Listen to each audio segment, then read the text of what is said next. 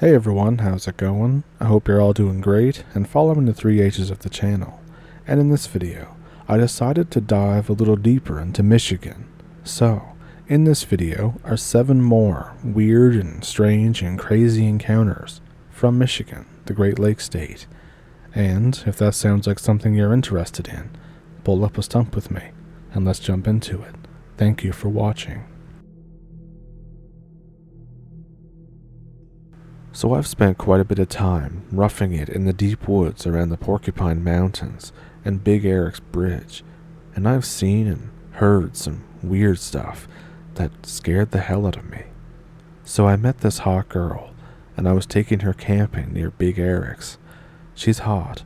She says that she's outdoorsy, so for me, this seems all too easy. I drive like 2 hours to get there. I find a secluded spot away from the actual campground, maybe 3 miles or so further down and closer to the Huron River. It was a nice little clearing. We can hear the river rapids. It's kind of romantic in a way. The date is going very well.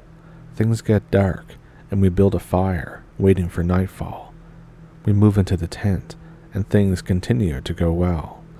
A few hours later, she says that she needs to go to the bathroom. She wakes me up to leave the tent. A few moments pass. I'm in that near sleep haze. And then she screams. I jump out of our sleeping bag, stark naked. Her flashlight is darting around the trees that edge the clearing. Nothing but eyes are beaming back at us. I mean, it's not unusual to see wildlife at night around here, but usually it's just a squirrel or a single deer that's too stunned to run away. This was seriously a few dozen sets of eyes, all watching us. They didn't move either. Even the bears around here get spooked by a loud noise, and they don't travel in packs like this. The eyes are in all sorts of places, a few yards up in trees, in bushes, all around us. She jumps back into the tent. I spend the rest of the night with this girl in one arm and my knife in the other. Morning comes. No sleep is had. We immediately pack and go home. She didn't speak to me again after that. I keep trying to think about what it could have been, but nothing around here keeps in groups that large and doesn't run when they see people, and I don't think they're that big either. I don't camp up there very often anymore, at least not without my rifle.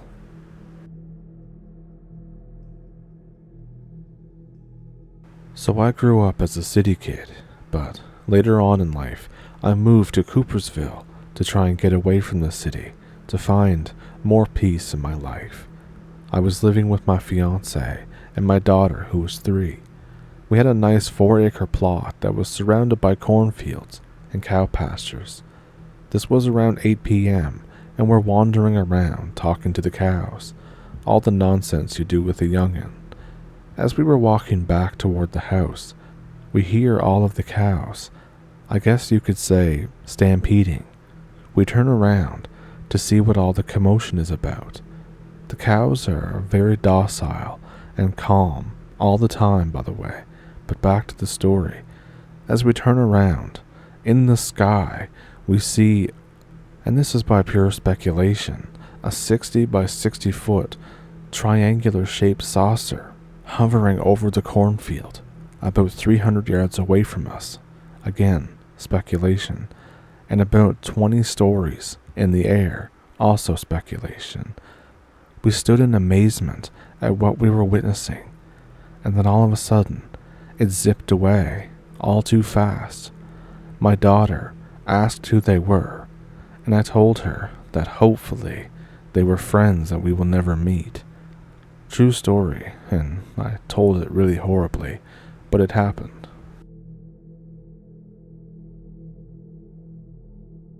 I would like to tell you about an experience that my friend and I went through recently in Detroit, Michigan.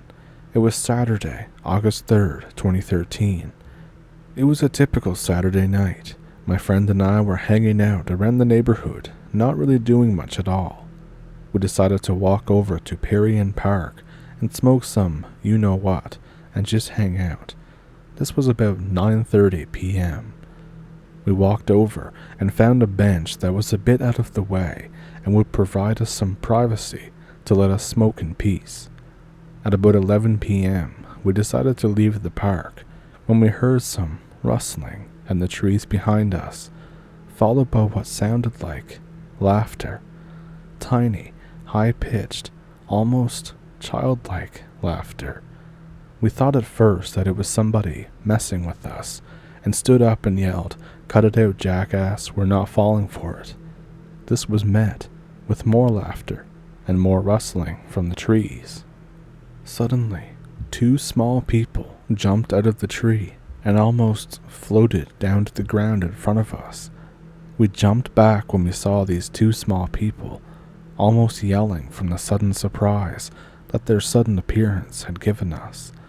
These two small people both looked male, could not have been any more than 4 feet tall, stocky, and looked like they were wearing green 3-piece suits. They looked almost like they were wearing leprechaun costumes and carrying what looked like walking sticks. My friend later told me that they looked almost like Hornswoggle from WWE, which I had to agree that they kind of did. They looked at us for 5 seconds, no sound and no movement. We were completely freaked out and decided to get the hell out of there as quickly as possible. The moment that we moved to start backing away, these two things jumped at us, covering the 6 or 7 feet between us in a single instant. They were on top of us, screaming loudly as they bit, scratched, and hit us with the sticks that they were carrying. They were screaming in such an inhuman way. It sounded like an animal in distress crossed with a feral human. They were ripping at our clothes, swinging at our heads with these sticks that they were carrying, all the while laughing and screaming at the top of their lungs. My friend and I were overpowered, and all we could do was try to get away from these creatures and protect our heads from these sticks that they were swinging. And almost as quickly as it started, it ended, and they leaped off of us and bolted toward the trees and disappeared with nothing more than maniacal laughter. We got up and sprinted home as fast as we could go. We got home to my house and quickly shut the door and bolted it shut before we both bothered to try and breathe easy and figure out just what happened to us. Both my friend and I were busted up pretty bad, with a collection of scratches, scrapes, and welts to show for our encounter. We stayed the rest of the night. We were hurting so much the next day that it was impossible for us to move without groaning in pain. We have never seen anything like these two creatures before, and could not come up with an explanation as to what it was that attacked us that night.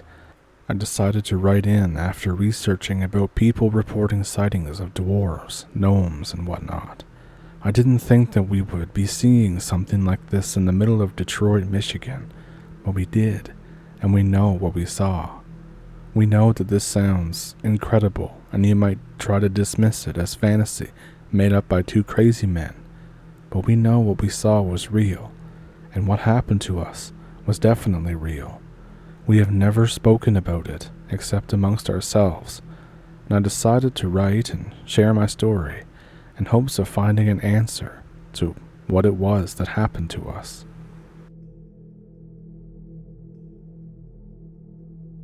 I live in a pretty crappy part of rural Michigan. The only benefit is living half an hour out from the Great Lakes. I love to fish, and this one time I invited my buddy to fish with me out on Lake Michigan. We get in our shitty little fishing boat and head out. The water is calm, there's no riptide, the skies are beautiful and sunny, but we don't catch anything all day. It feels like we just wasted our time, you know? Suddenly, my friend gets a bite, and it's heavy. My friend is straining hard. Something really big is on the line, and then the rod snaps off. My friend says, "What the hell, man?" looking at his newly destroyed rod. There's loud splashing, about 50 feet out from us. And just after that, there's this moment of stillness, complete silence. And then suddenly the boat violently rocks. The waters are still calm, and the weather is still good.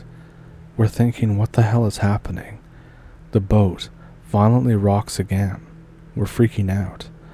I'm saying, what the hell, man? The water's still calm. My friend agrees. We have no clue. We go to rev up the engine to just leave. I'm looking over the boat, and I see something shiny underwater. And then something hits the boat hard and sends me overboard. I get plunged into the water. Everything becomes quiet and dark. As I open my eyes and they adjust, I see what was shining underwater. Massive scales, attached to a massive serpentine body. This thing is right in front of my face. I'm trying to find one end of the creature, but it disappears into the darkness. The thing turns around into view, and I shit bricks. Its body tapers into a thin head, and it has huge, milky white eyes, massive, fleshy horns, and its teeth are awful, crooked and sticking out of its mouth, long and sharp, needle-like teeth. It's slithering toward me like a snake. I start desperately making my way to the surface. The creature is speeding toward me. As I break the surface, my friend yanks me back onto the boat. Whatever that thing was breaks the surface. It's huge. It looks like a slimy, scaly tree trunk with sharp spines. This thing's body slithers above the surface for at least 5 seconds. We start the engine and get the hell out of there. Whatever that thing was kept hitting the boat until we got back near the shore.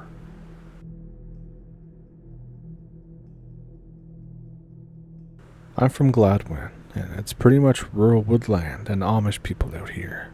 And this happened when I was 17. We were out on the four-wheelers. I was with my old friend out in the fire trails. The sun went down while fishing with my friend, and his name was Greg.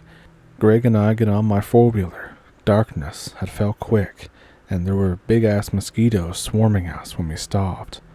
Around 4 miles out into a dirt road, there's nothing but trees for miles on both sides. The ATV sputters to a stop. It's out of gas. I feel like a dumbass, and I push the ATV into a ditch along with the fishing stuff. We'll come back for it. We start walking. It's basically pitch darkness, and as we're walking, everything goes silent. All the ambient bug noises just halt completely, like somebody hit a mute button. All I can hear is my own heartbeat thundering and a persistent ringing in my ears. Far out to our left, we hear a mix of sounds. It's like tires squealing on pavement and thick metal being twisted, followed by a sharp crack that echoed. I thought, no effing thank you, and we dive into the ditch. Both of our hearts are racing. My friend says, "What the hell was that?" I just say, "Shh, be quiet, be quiet." We lay in the brush for a few minutes. Those minutes felt like hours. The noise comes again, much closer and louder.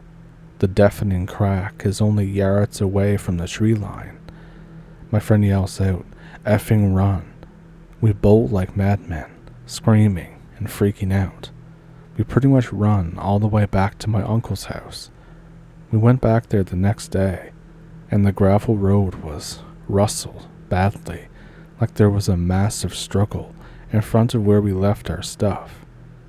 My grandpa always told me not to be out in the woods at night, and I think I know why.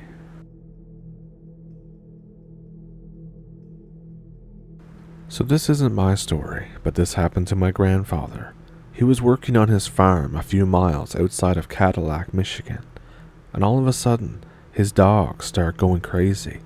They're barking angrily and facing the timber. My grandfather looks toward the timber to see what has them so riled up. He sees what he thought at first was a black bear just past the tree line. He looks harder. He sees that it's more of a brown color than black. And not only that, but its face doesn't quite look like a bear's. Whatever it is, it starts walking the tree line, but still facing my grandfather and the dogs.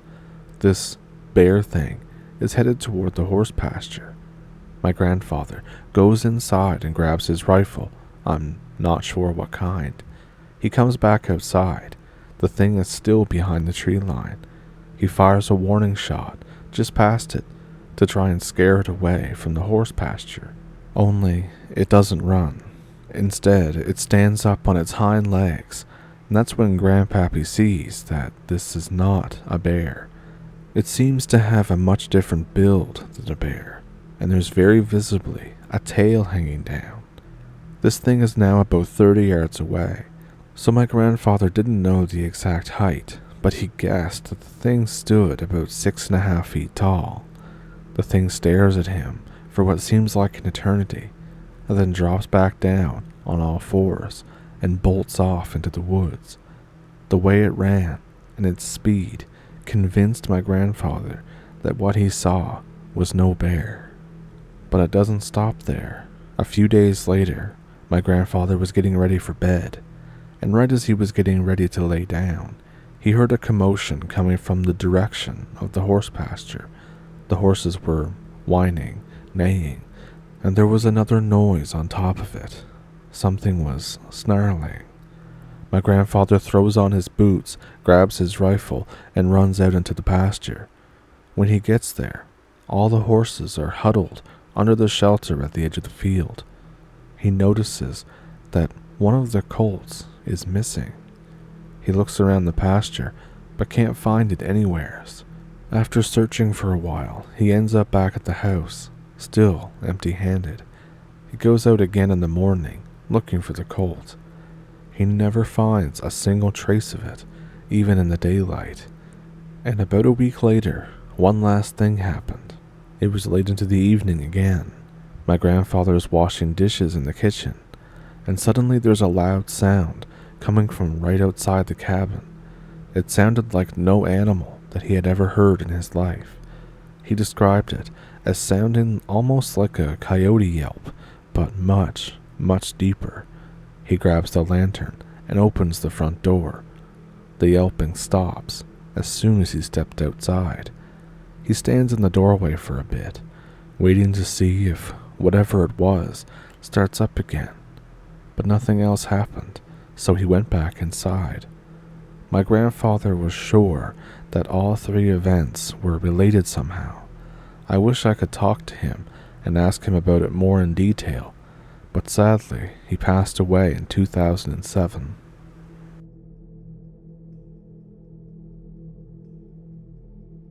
This is something that happened way back when I was 17. I've lived in the beautiful state of Michigan my entire life, and sometimes weird things kind of happen. But anyways, I was 17. My friend Miles was 18. We like to travel together, and no, not in that way. We're just friends. He drives himself and our other friend Dean, who's 16, along with myself to the Upper Peninsula. We visit lots of places, Lansing, Houghton, and a lot of places on the Keweenaw Peninsula. So we go camping in the woods a few miles north of Houghton. It's really hilly, heavily forested. We set up camp, eat lunch, and go hiking. This was in 2014, so I can still remember it pretty well. We come across this weird wooden structure that's in an N shape, and while I didn't realize it then, we followed a path of them into a cave, and then I realized to my disbelief that we had found an abandoned mine. We pull out our flashlights, and we keep traveling further. We hear the occasional crow caw, we hear the occasional cricket, and then suddenly, we hear this weird-ass scream. Now Miles was scared pretty easily, and he starts running immediately, but after a few steps, trips and falls on loose lead chunks, and then starts crying because of the pain. Dean is uncomfortable but helps Miles up. While he is helping him up, I am looking forward in pure terror. The screaming hasn't stopped. It's been like a single continuous scream this entire time. And then I can see a light down the tunnel. I get Miles to be quiet, and I silently walk down the tunnel with my .22 revolver from my granduncle, who was a World War II vet. The other two elect to follow me, and we keep making our way forwards. After about 5 minutes of walking quietly, the screaming just stops. We walk even quieter than before. We come to this T, where the left turn is where the light is coming from. The light is violently flashing, and then Dean starts shaking noticeably. He has to vomit in his hoodie so it wouldn't make much noise. As soon as he stops vomiting, the light shuts off. I have the bravery to look around the corner. There's no movement, and the depth of the left tunnel is only about 7 feet. I think, well, I gotta find out. I turn on my flashlight. No one is there. I start investigating. Everyone turns on their flashlights. We see a wall collapsed that shortened the tunnel to the length that it was now, and there seems to be a miner helmet with a light that was laying on the floor. I lift it up to reveal a skull. I almost shit myself, but I look around. I find the rest of the body crushed in the tunnel collapse. I silently pay my respects, hoping that it would keep the poor soul's spirit from following me, but also out of genuine respect for the miner and his family. We eventually leave. As we're turning around, I can see the right tunnel of the T. It seems to go on forever. It's really long. We decide not to explore that and just kind of leave. We've had our fill. Once we get back to the camp, we start talking about the experience. We decide to ask Miles why he started crying. He said, "I saw some guy, maybe 20 feet away," but Dean interrupts. Did he have a long, drooping jaw with no eyes? Miles shakes his head and starts crying again. Dean explains that that's why he started vomiting, because he saw it behind us when I was creeping toward the T-bend. I didn't even see the guy, but my friends both did. I'm thanking God that I didn't. We left the campsite the next day, instead of staying for a week. Has anyone else had weird experiences from the Upper Peninsula?